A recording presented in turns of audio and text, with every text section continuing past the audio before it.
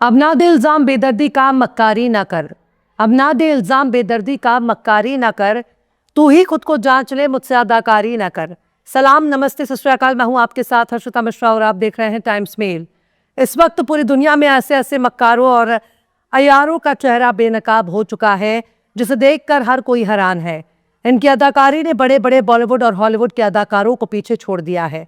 इनकी अयारी ने बड़े बड़े मुसलमानों के दिल तोड़ दिए। इनकी मक्कारी ने शराफत के बड़े बड़े पैमाने चूर चूर कर दिए।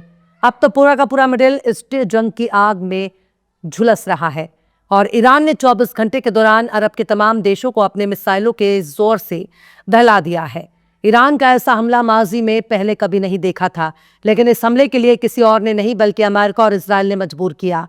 और इस हमले में कंधे से कंधा मिलाकर अरब के देशों ने इजराइल अमेरिका के साथ खड़े रहकर शैतानी लश्कर की ऐसी खुशामद की है जिसे देखकर दज्जाल भी शर्मा जाएगा। लेकिन जब ईरान ने पलटवार शुरू किया तब अरब के बादशाहों ने बाप बाप चिल्लाना शुरू कर दिया।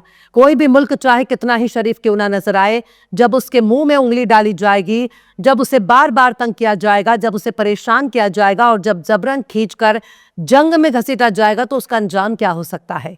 अरब और मिडिल ईस्ट के तमाम देशों में अमेरिका के मिलिट्री ठिकाने मौजूद हैं और अमेरिका के मिलिट्री ठिकानों से ही ईरान पर हमले हो रहे हैं। लेकिन जब ईरान इन मिलिट्री ठिकानों को निशाना बना रहा है तो अरब के जुब्बे वाले हजरात को बड़ी तकलीफ हो रही है।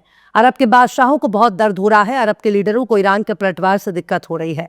ऐसा लग रहा है मानो ईरान के हमले से काफी पुराना बवासीर फूट गया हो, क्योंकि ईरान के एक्शन के बाद पूरी दुनिया में अरब के बादशाहों की चीख सुनाई दे रही है। दरअसल ईरान के पास दुनिया का सबसे बड़ा नेचुरल गैस फील्ड है जिसे साउथ पार्स गैस फील्ड के नाम से जाना जाता है। ये बुशहर में मौजूद है और ये साउथ पार्स गैस फील्ड दुनिया का सबसे बड़ा नेचुरल गैस फील्ड के तौर पर जाना जाता है। लेकिन इसी पर अमेरिका और इजराइल ने हमला कर दिया। किसी भी मुल्क के नेचुरल रिसोर्सेज पर हमला करना जंगी जराइम शुमार किया जाता है, यानी ऐसा करना ही युद्ध अपराध माना जाएगा। लेकिन अमेरिका और इजराइल हर कानून से ऊपर है। उन पर कोई कानून लागू नहीं होता। वो जो चाहे कर सकते हैं, किसी को भी मार सकते हैं, कत्ल कर सकते हैं, किसी भी जगह पर हमला कर सकते हैं, हॉस्पिटल और स्कूलों पर बमबारी कर सकते हैं, औरतों और बच्चों को कत्ल कर सकते हैं। और ईरान में ऐसा करके अमेरिका और इजराइल ने साबित भी कर दिया इनसे बड़ा युद्ध अपराधी कोई दूसरा नहीं है। ऐसे में जब ईरान के इतने बड़े एनर्जी हब पर हमला कर दिया गया तो ईरान के पास भी जवाबी कार्रवाई का हक बनता है।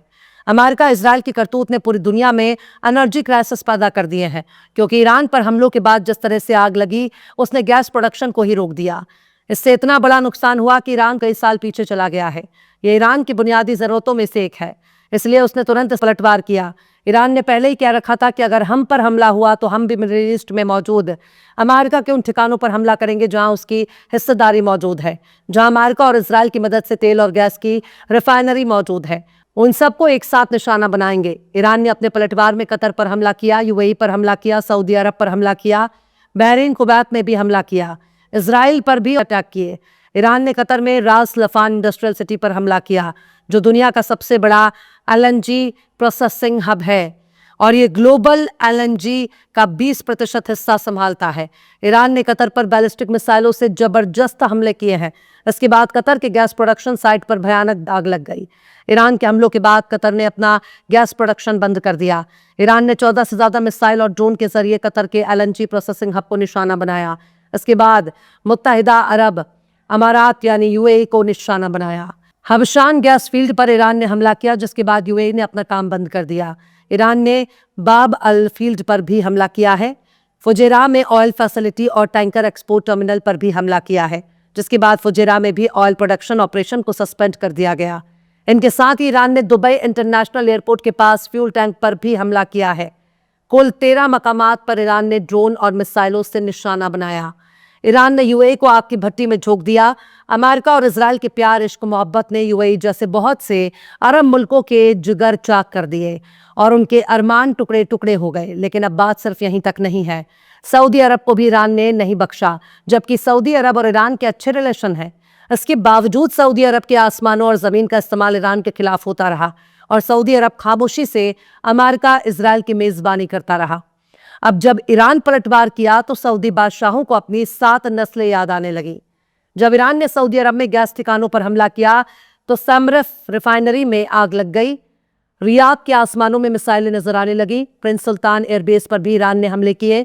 समरीफ रिफाइनरी में भी मिसाइल हमलों के बाद आग लग गई, जिसके बाद सऊदी अरब ने भी ईरान को सबक सिखाने के लिए अपनी सबसे बड़ी धमकी दे दी है और ईरान पर मिलिट्री एक्शन की कार्रवाई भी करने वाला है।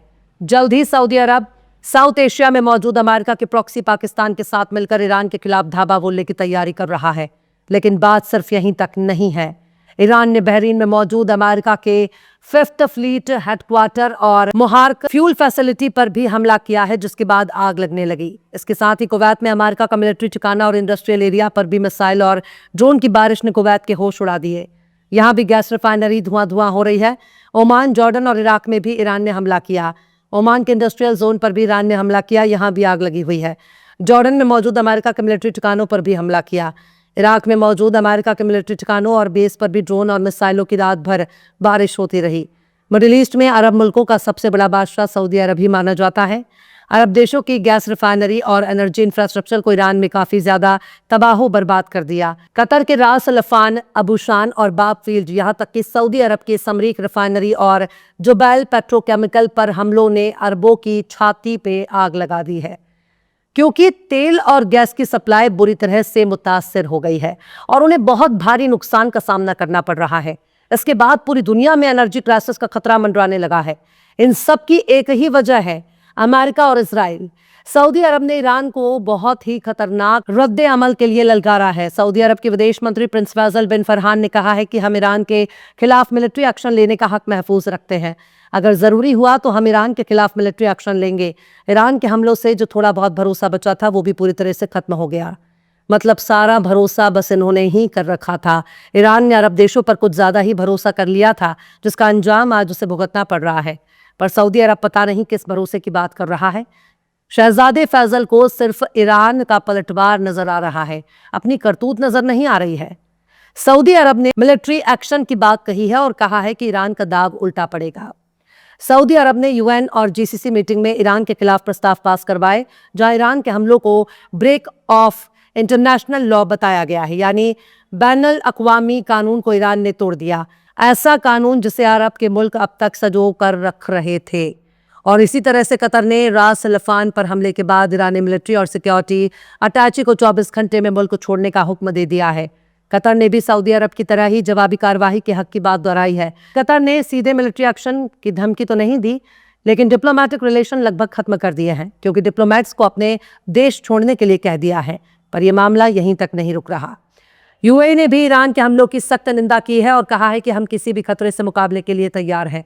यूएई ने जीसीसी और ईयू के साथ मिलकर ईरान के खिलाफ ज्वाइंट स्टेटमेंट जारी किया है, जहां हमलों को गैर जरूरी और ग्लोबल सिक्योरिटी के लिए खतरा बताया है। बहरीन और कुवैत ने भी ईरान के खिलाफ बयान जारी किया है। पर गौर कीजिए, अमेरिका और इजराइल के एजेंट के तौर पर इस वक्त अरब के मुल्क सरे फहरिस्त नजर आ रहे हैं। इन लोगों ने ईरान पर अमेरिका इजराइल के हमले की कोई भी निंदा नहीं की। जब ईरान ने उनको अपने इलाकों को निशाना बनाया, तब निंदा का चूर्ण फैला रहे हैं। इनके पास कोई जवाब ही नहीं है। ये ईरान के खिलाफ बाकायदा मिलिट्री एक्शन लेना चाहते हैं, पर वो मिलिट्री एक्शन भी बिना अमेरिका और इजराइल के मुमकिन नहीं है। कुल मिलाकर जितने भी अमेरिका और इजराइल के एजेंट थे, वो खुलकर सामने आ गए हैं और एकजुट होकर दिखा रहे हैं कि हम जुब्बा पहनते हैं, हम खजूर खाते हैं, ऊँट का गोश्त खाते हैं, दूध पीते हैं, शहद खाते हैं, पर अमेरिका इजराइल के तलवे भी चाटते हैं। फिलहाल अरब के मुल्कों ने अमेरिका की गुलामी में इतनी बड़ी बड़ी कुर्बानियां दे दी हैं, जिसकी भरपाई करने में बहुत वक्त लगेगा।